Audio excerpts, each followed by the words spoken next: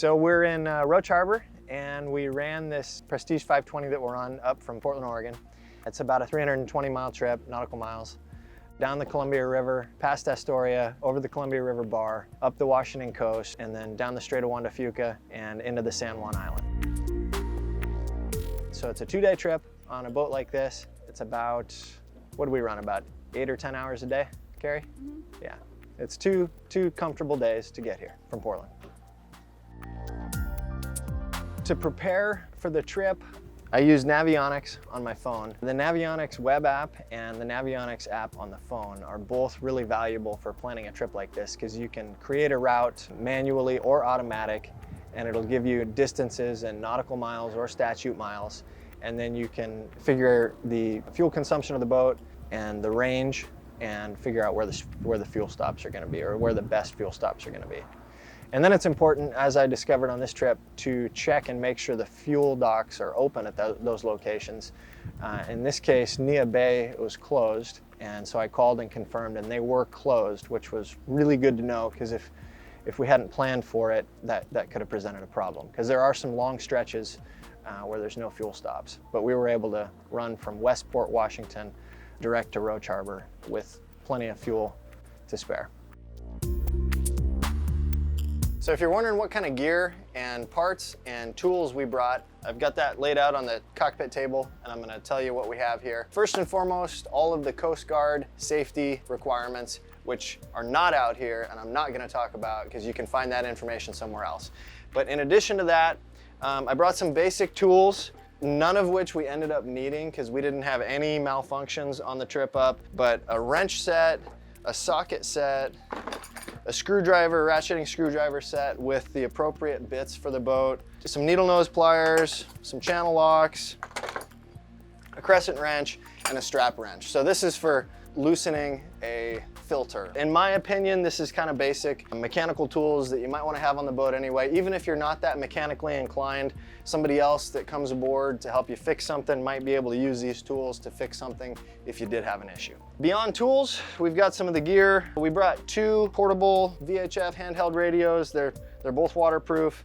There were 2 of us on board, so this was we could take these outside the boat with us, walking up and down the side decks, going up to the fly bridge, just in case we needed to communicate with each other from the inside to the outside. Or worst case scenario, if somebody fell in, you'd be wanting to wear one of these, a life jacket. This is an inflatable life jacket. It automatically inflates if you go in the water. So between a life jacket and a radio, at least there'd be some flotation and some level of communication. And then this is my Garmin InReach. This is a GPS device. It has an SOS button that will send out a distress signal with a GPS location. It also supports 2-way messaging, so you can send and receive text messages with this if you're in an area with no cell service. And then these are some neoprene gloves. They're called Glacier gloves. They have really good grip. They're really warm. They're waterproof. I was running the boat from the flybridge for a little bit, and it was really nice to have these on. It was quite chilly. We were in the fog, and these helped a lot. And then here's the spare parts that we brought on the trip. And it's basically filters and impellers. So some fuel filters. These go into the off-engine fuel filters, which we didn't end up having to replace. And then these are the on-engine fuel filters, 2 impellers for the engines, and a generator impeller. So we didn't end up having any issues, didn't have to replace any of that stuff, but it's always possible if you pick up bad fuel somewhere or maybe get water in the fuel, you might have to replace some of these or burn up an impeller. And then these are just oil absorbent rags. So they won't soak up water, but they will soak up a diesel spill or an oil spill. So those are really handy to have just in case you spill a little bit of diesel while filling the fuel tanks. Okay, so when we were running up the coast, we had this dinghy on the swim platform. And it's really important before you leave, and in fact, anytime you stop, to check to make sure the dinghy is strapped down really tight and it's secure. So this dinghy has a strap here in the front, and then it has 2 straps in the back crisscrossed to hold it in position, because you do not want the dinghy to come loose. I've heard distress calls on the radio before where people's dinghies come loose in rough water, and you don't want that to happen.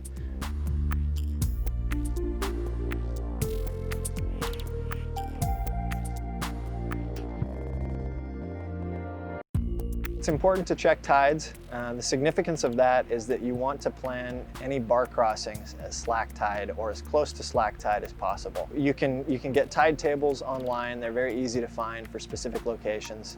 Unlike the weather, tides are known well in advance. I did a little bit of research and found that the Columbia River Bar slack tide, there was a morning slack tide at about 10 a.m.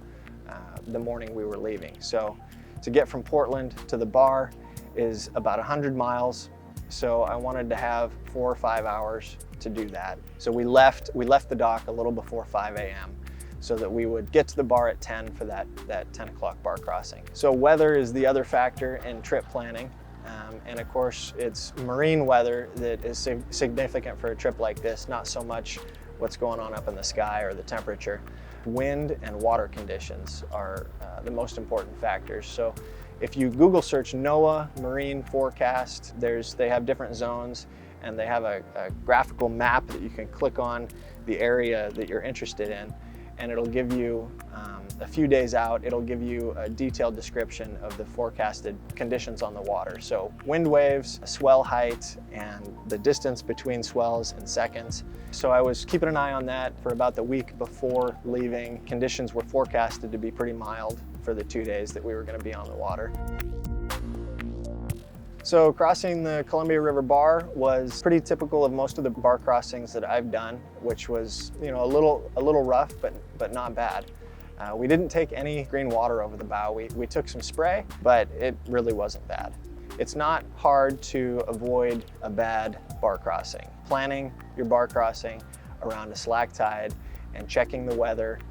When we got close to Astoria, the Coast Guard was advising that you could turn to channel 22 for a conditions report on the bar. So we did that, and it sounded like the conditions were pretty mild, as expected. So we made that 10 o'clock bar crossing. The surprising part was that we ran into pretty much a wall of fog. We were in the fog the whole time we were running up the coast. So from the Columbia River Bar to Nia Bay, we were in the fog. But not a problem. Ran on the radar and chart plotter, and had the backup chart plotter on my phone with the Navionics app. So no issues there. Should we bring it in?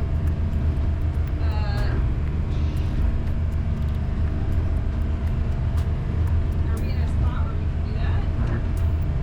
Well, it's not ideal. We're in the fog, in the channel, crossing the Columbia River Bar. But, it's not too bad, and I'm a little worried about the drone with all that moisture on it.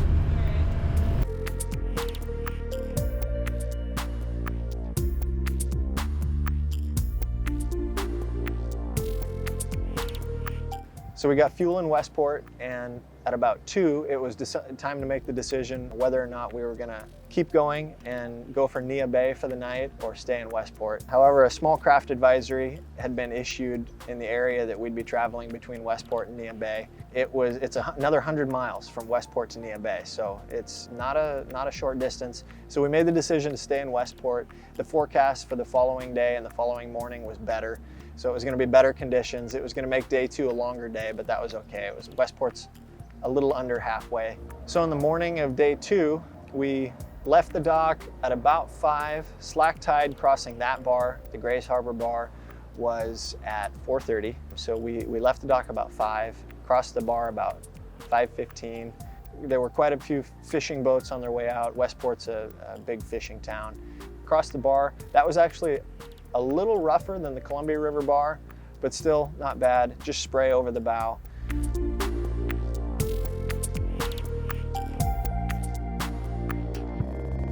So we had 100 miles to go from Westport, at least to Nia Bay, and then about another 70 down the Strait of Juan Fuca to the San Juan Islands. Right there. Right. Yeah. Not sure I want to go through here with such poor visibility. All right. I was thinking about going up to the fly bridge. Because I have better visibility. Alternatively, we could just go around this whole island. It's not that bad. Let's do that. Probably like 10 or 15 extra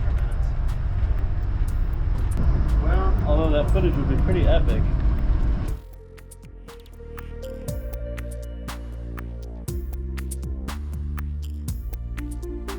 So when you get to the northwest corner of Washington State, where you turn from the Pacific Ocean into the Strait of Juan de Fuca, there's an island, and there's a gap between the island and the mainland, and it's referred to as hole in the wall. It's even labeled as such on the nautical charts. When you go from this wide open ocean through this passage, it feels pretty tight. It's not that bad compared to boating on a river, but going from this great wide open area through this passage, it feels pretty tight. And we were in the fog, slowed down quite a bit, down to about 8 knots, and went through the pass nice and slow. So then we spent the afternoon running down the Strait of Juan de Fuca. There was a point where we needed to make the decision whether or not we were going to get fuel in Port Angeles or not. And we waited until pretty close to Port Angeles. It was clear we were going to have plenty of fuel to keep going straight to Roche Harbor, which is what we did. So we kind of veered north through some Canadian waters, skirted around Victoria, and then headed straight for San Juan Island. And then through Mosquito Pass, we arrived at Roche Harbor, and here we are.